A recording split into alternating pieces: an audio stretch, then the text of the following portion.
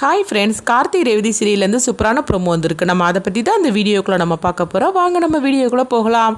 கார்த்தி சாமுண்டீஸ்வரி வீட்டுக்கு வந்திருக்கவும் அப்போ ரேவதி கிட்ட அவங்க சாமுண்டீஸ்வரி எங்கே அப்படின்னு சொல்லி கார்த்தி கேட்கும்போது அம்மாவுக்கு இந்த மாதிரிக்கு கீழே விழுந்துட்டாங்க, அவங்க ஹாஸ்பிட்டலில் போயிருக்கிறாங்க அப்படின்னு சொல்லிட்டு இருக்கவும் அம்மாவை பார்க்குறதுக்காக தானே நான் வந்திருக்கிறேன் அப்படின்னு கார்த்தி சொல்லும் போது ஆமாம் சார், ஆனால் நீங்கள் வரக்கூடிய நிலைமையில இப்படி நடந்து போச்சு அப்படின்னு சொல்லிட்டு இருக்கும்போதே அடுத்துதான் அவங்க வெயிட் பண்ணிட்டு இருக்கிறாங்க. சரி சார், நீங்கள் வாங்க வந்து சாப்பிட வாங்க அப்படிங்கவும் உடனே ராஜராஜன்னு சொல்கிறாங்க. ஆமாம் சாப்பிட வாங்க அப்படின்னு சொல்லவும் உடனே கார்த்தியும் சரின்னு சொல்லிட்டு அவங்க சாப்பிட்றதுக்காக உட்கார்ந்தாங்க. எங்கே பார்த்தோம்னா சாமுண்டீஸ்வரி தான் காட்டுறாங்க. அங்கே என்ன நடக்குதுன்னு தெரியலையே, சரி நம்ம சூரியகலாவுக்கு ஃபோன் பண்ணலாம் அப்படின்னு சொல்லிட்டு சூரியகலாவுக்கு ஃபோன் பண்ணவும் சூரியகலாட்ட கேட்டுட்டு இருக்கிறாங்க. ஆமாம், ரேவதியோட எம்டி வந்தாச்சுதான், நம்ம நினச்ச மாதிரிக்கு கார்த்தி இல்லையே அப்படின்னு சொல்லி கேட்டுட்டு இருக்கவும் அத்தை நான் இப்போ ஹாஸ்பிட்டலில் இருக்கிறேன் அப்படிங்கிறாங்க. என்ன சொல்லிட்டு இருக்கிறேன், உனக்கு என்னாச்சு அப்படின்னு சொல்லி கேட்டுட்டு இருக்கவும் எனக்கு இந்த மாதிரி உடம்பு சரியில்லாமல் ஆயிப்போச்சுது, அதனால தான் நான் ஹாஸ்பிட்டலுக்கு வந்துட்டு அப்படிங்கவும் உடனே சாமுண்டீஸ்வரி சூரியகலா போட்டு திட்ட ஆரம்பிச்சிருந்தாங்க. என்ன சூரியகலா, நான் உங்ககிட்ட தானே அந்த பொறுப்பை ஒப்படைச்சிட்டு வந்தேன், நீ என்னன்னா இப்படி நடந்துக்கிட்டே, ஏதாவது டேப்லெட் போட்டுட்டு நீ அங்கேயே இருந்திருக்கலாம்ல அப்படிங்கவும் ஆமாத்த நீங்கள் சொல்கிறது சரிதான், நானும் அவசரப்பட்டு வந்துட்டேன் அப்படிங்கும்போது அப்போ உடனே சாமுண்டீஸ்வரி சூரியகலா போட்டு திட்டிட்டு ஃபோனை வைக்கிறாங்க. அப்போ அவங்க மருதுகிட்ட சொல்கிறாங்க, அத்தை இப்படி என்ன திட்டுதாங்க, ஆனால் அவங்க சொல்கிறதுலே நியாயம் இருக்குதுல்ல, வரப்பட்டவர் உண்மையிலே கார்த்தியா யாருன்னு தெரியல அப்படிங்கும்போது அப்போ மருது சொல்கிறாங்க, இங்கே பாரு, நீ இருந்த நிலைமைக்கு நான் ஹாஸ்பிட்டலுக்கு அழைச்சிட்டு வந்துடலன்னா நீ உன்னோட நிலைமையே வேற மாதிரிக்கு ஆகிருக்கும் அப்படின்னு சொல்லவும் நீ சொல்கிறதும் கரெக்டு தான், ஆனால் இப்போ என்ன பண்ணுறதுக்கோ தெரியலையே, வந்தது யாருன்னே தெரிய மாட்டுக்கு அப்படிங்கவும் அடுத்து பார்த்தோம்னா சாமுண்டீஸ்வரி இன்னும் நம்ம இங்கே இருக்கக்கூடாது, கிளம்பணும் அப்படின்னு சொல்லவும் உடனே மயில்வாகன் தடுக்கிறாங்க. அத்தை நீங்கள் எங்கே போகிறீங்க, நீங்கள் குறைஞ்சது 2 நாளாவது இங்கே இருக்கும் தான் ஆகணும் அப்படிங்கும்போது எங்கே பாருங்க மாப்பிள்ள, அங்கே எம்டி வந்தாச்சு தான், சூரியகலாவும் அங்கே இல்லை, அதனால இப்போவே நான் போய் ஆகணும் அப்படின்னு சொல்லவும் உடனே அவங்க மயில்வாகன் அதெல்லாம் முடியாது, உங்களுக்கு காலில் இந்த மாதிரிக்கு பெரிய ஒரு பிரச்சனை வந்திருக்குது, அதனால நம்ம அதுக்கு ட்ரீட்மெண்ட்லாம் எடுத்துட்டு தான் போகணும் அப்படிங்கும்போது எனக்கு அதெல்லாம் சரியாயிடுச்சுன்னு சொல்லிட்டு கிளம்பவும் அப்போ டாக்டர் சொல்கிறாங்க, அங்கே பாருங்க நீங்கள் இன்னும் கொஞ்ச நேரம் இங்கே ட்ரீட்மெண்ட் நான் கொடுக்க போகிறேன், அது நீ ஏற்றுக்கிட்ட தான் ஆகணும், இப்போமே நீங்கள் போனீங்கன்னா அதுக்கப்புறம் பெரிய பிரச்சனை ஆயிரும் அப்படிங்கும்போது எனக்கு காலை இல்லைன்னா கூட பரவாயில்ல, நான் இப்போ வீட்டுக்கு போய் ஆகணும் அப்படிங்கும்போது மாப்பிள்ளை பில்லை செட்டில் பண்ணிட்டு வாங்க அப்படின்னு சொல்லவும் மயில்வாகன் நினைக்கிறாங்க. ஐயோ என்னது அத்தை எப்படி கிளம்பிட்டாங்க அப்படின்னு சொல்லவும் நம்மளும் எவ்வளோ தடுத்து பார்த்தோம், ஆனால் ஒன்றும் முடியல, சரி நம்ம சகலைக்கு ஃபோன் பண்ணிடலாம் அப்படின்னு சொல்லிட்டு இருக்கவும் அடுத்தது கார்த்தி சொல்கிறாங்க, சாப்பாடு ரொம்ப நல்லா இருக்குது அப்படின்னு சொல்லிட்டு இருக்கும்போதே எல்லாம் மீனாட்சி அம்மா தான் பண்ணினாங்க அப்படின்னு ரேவதி சொல்லவும் அடுத்தது சாப்பிட்டு முடிக்கிறாங்க. சரி வாங்க நான் வீடெல்லாம் சுற்றி காட்டுறேன் அப்படின்னு சொல்லிட்டு ரேவதி பார்த்தோம்னா கார்த்தியை அவங்க எல்லா இடத்தையும் சுற்றி காட்டுறதுக்காக அவங்க கூட்டிகிட்டு போகவும் அப்போ மயில்வாகனை கார்த்திக்கு ஃபோன் பண்ணும்போது உடனே கார்த்தியும் சொல்லுங்க அப்படிங்கிறாங்க. இங்கே பாரு சகலை, அத்தை நான் எவ்வளோ சொன்னாலும் கேட்காம அவங்க கிளம்பிட்டாங்க, என்னால் ஒன்றும் பண்ண முடியல, நீ சீக்கிரமாக வீட்டை விட்டு கிளம்பிருப்பா அப்படிங்கும்போது சரி நான் பார்த்துக்கிட்டு தான் அப்படிங்கிறாங்க. அடுத்தது பார்த்தோம்னா மயில்வாகனும் பில்லை செட்டில் பண்ணியிருந்தாங்க. உடனே அவங்க சாமுண்டீஸ்வரி அழைச்சிக்கிட்டு காரில் வந்துட்டு இருக்கும்போது அப்போ மயில்வாகனும் எந்த அளவுக்கு அந்த காரை ஸ்லோவாக ஓட்ட முடியுமோ ஓட்டிகிட்டு இருக்கிறாங்க. அப்போ சாமுண்டீஸ்வரி கேட்டுட்டு இருக்கிறாங்க, என்ன மாப்பிள்ள இவ்வளோ ஸ்லோவாக ஓட்டிகிட்டு போகிறீங்க, கொஞ்சம் ஃபாஸ்ட்டாக தான் போங்க அப்படின்னு சொல்லிட்டு இருக்கும்போது அத்தை நான் ஃபாஸ்ட்டாக தான் போயிட்டுருக்கிறேன் அப்படிங்கிறாங்க. ஐயோ என்ன நடக்குதே தெரியலையே, சகல வர கிளம்புனாரா இல்லைன்னு தெரியல, எவ்வளோ ஸ்லோவாக நம்ம போக முடியுமோ அவ்வளோ ஸ்லோவாக நம்ம போக வேண்டியதா அப்படின்னு சொல்லிட்டு இருக்கும்போதே எங்கே பார்த்தோம்னா ரேவதி கார்த்தியை தன்னோட ரூமுக்கு அழைச்சிட்டு போகிறாங்க. அப்போ அந்த ரூமை பார்த்ததுமே கார்த்திக்கு அவங்க ரேவதியோட இருந்த அந்த பழைய ஞாபகம்லாம் வருது. அப்போ ரேவதி சொல்கிறாங்க, இந்த பெட்ரூமில் தான் நான் இருந்தேன், ஆனால் இப்போ நான் எங்கள் அக்கா கூட தான் நான் தங்கிட்டு இருக்கிறேன் அப்படின்னு சொல்லிட்டு அவங்க அதை சொல்லவும் அப்போ கார்த்தி பழசெல்லாம் நினச்சி பார்த்துட்டு இருக்கிறாங்க. அடுத்ததாக வாங்கன்னு சொல்லிக்கிட்டு அவங்க அழைச்சிட்டு போகவும் எங்கள் வீடு உங்களுக்கு ரொம்ப பிடிச்சிருக்கு அப்படிங்கும்போது ரொம்ப நல்லா இருக்குது அப்படின்னு சொல்லவும் அப்போ கார்த்தி சொல்லிட்டு இருக்கிறாங்க, இங்கே பாருங்க ரேவதி, எனக்கு ஒரு டவுட் இருக்குது, நான் உங்ககிட்ட கேட்டுக்கலாமா அப்படிங்கும்போது என்னன்னு சொல்லுங்க சார் அப்படிங்கிறாங்க. ஆமாம், உங்கள் அம்மா நிறைய பிஸ்னஸ் பண்ணுறதா நான் கேள்விப்பட்டேன், அப்படி இருக்கும்போது நீங்கள் அவங்க பிஸ்னஸை நீங்கள் கவனிக்காமல் என்கிட்ட எதுக்காக நீங்கள் வேலைக்கு வந்தீங்க அப்படின்னு ரேவதிட்ட கேட்கும் போது இப்போ ரேவதி சொல்கிறாங்க, நீங்கள் சொல்கிறது கரெக்டு தான், ஆனால் எங்கள் அம்மாவோட பிஸ்னஸை பார்க்குறது எனக்கு ரொம்ப பிடிக்கல, சொல்ல போனாக்கி நானும் எங்கள் அம்மா மாதிரிக்கு இருக்கணும், அதுக்காக தான் நான் உங்ககிட்ட நான் வேலைக்கு சேர்ந்தேன், அது மட்டும் இல்லாமல் நான் என் சொந்த காலில் நிற்கணும்னு சொல்லி நான் நினைக்கிறேன் அப்படிங்கவும் இது கேட்டதுமே உடனே கார்த்தி அப்போ வருங்காலத்தில் உங்களை பெரிய பிஸ்னஸ் சும்மானா பார்க்கலாம் அப்படின்னு சொல்லவும் அப்போ ரேவதி சிரிக்கிறாங்க. அப்போ ரேவதி கார்த்திகிட்ட கேட்குறாங்க, உங்களுக்கு இந்த ஒரு பிஸ்னஸ் தானா இல்லை வேறு எதுவும் பண்ணுறீங்களா அப்படிங்கும்போது நான் வேறு எல்லாம் பண்ணிகிட்டு இருக்கிறேன், எல்லாம் சென்னையில் எங்கள் அண்ணன்கள் கவனிச்சுக்கிட்டுதாங்க அப்படின்னு சொல்லிட்டு அவங்க 2 பேரும் பேசிகிட்டு இருக்கிறாங்க. அடுத்ததாக பார்த்தோம்னா அவங்க மயில் வாகனத்தை தான் காட்டுறாங்க. அப்போ உடனே அவங்க கார் ஓட்டிகிட்டு இருக்கும்போது கார் நின்று போகிற மாதிரி நடிக்கிறாங்க. அப்போ சாமுண்டீஸ்வரி என்னாச்சு மாப்பிள்ள அப்படிங்கும்போது தெரியலையத்த, கார் ஏதோ ரிப்பேராக இருக்குது, நான் இப்போ சரி பண்ணிட்டு வரேன்னு சொல்லிட்டு அவங்க வரவும் ஐயோ இதுக்கு மேலே நம்ம வெயிட் பண்ணுறதுல எந்தவித பிரயோஜனமும் கிடையாது, அவர் போயிடக்கூடாது அப்படின்னு சொல்லிட்டு உடனே சாமுண்டீஸ்வரி காரை விட்டு கீழே இறங்கி வராங்க. அத்தை என்ன நீங்கள் காரை விட்டு கீழே இறங்கிட்டீங்க, நான் கொஞ்ச நேரத்தில் சரி பண்ணிடுவேன் அப்படிங்கும்போது அதெல்லாம் ஒன்றும் வேண்டாம், லேட் ஆகும் போலுக்கு, எனக்கு ஒரு ஆட்டோவை வந்து ஏற்பாடு பண்ணுங்க, நான் ஆட்டோவில் போயிருது அப்படிங்கும்போது சரி அத்தை கொஞ்சம் வெயிட் பண்ணுங்கன்னு சொல்லிட்டு உடனே மயில் வாகனம் ஆட்டோவை அழைச்சிட்டு வர மாதிரிக்கு அவங்க நடிச்சிட்டு இருக்கிறாங்க.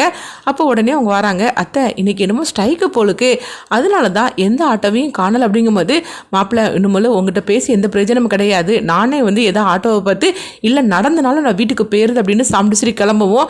ஐயோ நம்மளும் என்னென்னமோ பண்ணி பார்த்தோம், ஆனாலும் வந்து கடைசியில் அத்தையை கிளம்பிட்டாங்க அப்படிங்கும்போது அப்போ ஒரு ஆட்டோக்காரர் வராரு. உடனே பார்த்தோம்னா சாப்பிட்டு ஆட்டோவில் ஏறி அவங்க கிளம்பி போயிருந்தாங்க. அடுத்தது அவங்க கார்த்திக்கு அவங்க மயில் வாங்கணும் ஃபோன் பண்ணி இந்த விஷயத்த சொல்கிறாங்க. இந்த மாதிரிக்கு அத்தை வந்து ஆட்டோவில் வந்துட்டு இருக்கிறாங்க, நீ சீக்கிரமாக கிளம்பி போயிரு சகல அப்படிங்கும்போது உடனே கார்த்தியும் சரி அப்படிங்கிறாங்க. அடுத்து பார்த்தோம்னா வந்து கார்த்தி உட்காந்துருக்கவும் அப்போ வந்து ரேவதி வந்து சொல்லிட்டு இருக்கிறாங்க, அம்மா வந்துடுவாங்கன்னு சொல்லி இவ்வளோ நேரம் வெயிட் பண்ணியாச்சுது, இன்னும் ஆளை காணலை, நான் ஃபோன் பண்ணியும் பார்த்தேன், ஆனால் ஃபோன் வந்து நாட்டுச்சு பண்ணிட்டு வருது, அதனால சார் நீங்கள் வந்து கிளம்புங்க, நீங்கள் எவ்வளோ வேலையாக இருப்பீங்க, நீங்கள் இவ்வளோ அதாவது பிஸி இதுலேயும் எங்கள் வீட்டுக்கு வந்தது ரொம்பவே சந்தோஷம் அப்படிங்கவும் அப்போ உடனே கார்த்தி வந்து அதனால் பரவாயில்ல, நான் உங்கள் அம்மாவை பார்த்துட்டே போகிறேன், நீங்கள் ஃபோன் பண்ணுங்க அப்படின்னு சொல்லிட்டு இருக்கவும் இல்லை சார் நானும் ஃபோன் பண்ணி பார்த்துட்டேன், ஃபோன் போகவே இல்லை அப்படிங்கவும் அப்போ ராஜராஜன்னு சொல்கிறாங்க, ஆமாம் சார் நீங்கள் எவ்வளோ பெரிய வேலைலாம் வச்சுருப்பீங்க, அதை விட்டுட்டு நீங்கள் எங்களுக்காக இவ்வளோ நேரம் வெயிட் பண்ணிட்டு இருந்திருக்கிறீங்க, அதனால இன்னொரு நாள் நீங்கள் வந்து சாப்பிட்டு சந்திக்கலாம், நீங்கள் கிளம்புங்க சார் அப்படின்னு சொல்லவும் உடனே கார்த்தியும் சரின்னு சொல்லிட்டு அவங்க கிளம்பி போகிறாங்க. அவங்க போனதுக்கப்புறமா சாப்பிட்டு வீட்டுக்கு வந்துருந்தாங்க. வந்ததுமே ரேவதி கிட்ட கேட்டுட்டு இருக்கிறாங்க, ரேவதி எங்கே உங்கள் எம்டி எங்கே அப்படின்னு சொல்லி கேட்டுட்டு இருக்கும்போதே அம்மா உனக்காக தான் இவ்வளோ நேரம் வெயிட் பண்ணிட்டு இருந்தாரு, ஆனால் அவர் இப்போ தான் கிளம்பி போனார் அப்படிங்கவும் இது கெட்டதுமே வந்து சாப்பிட்டு அதிர்ச்சி அடைகிறாங்க. அடுத்து பார்த்தோம்னா சூரியகலா வரவும் சூரியகலா நீயும் வந்து இந்த மாதிரிக்கு இங்கே இருக்காமல் போயிட்டே அப்படிங்கும்போது அத்தை எனக்கு இப்படி பிரச்சனை ஆகிப்போச்சுது, அதனால தான் நானும் போக வேண்டிய சூழ்நிலை ஆகிப்போச்சு அப்படிங்கவும் அடுத்தது பார்த்தோம்னா வந்து எல்லாருக்கிட்டையும் விசாரிச்சுட்டு இருக்கிறாங்க. அப்போ உடனே சூரியகலா வந்து சொல்கிறாங்க, அத்தை உங்களுக்கு இன்னும் சந்தேகம் தெரியலன்னா நீங்கள் மீனாட்சி அம்மாவை கூப்பிட்டு நீங்கள் கேட்டு பாருங்களேன் அப்படிங்கவும் உடனே மீனாட்சி அம்மா வாங்க அப்படிங்கிறாங்க.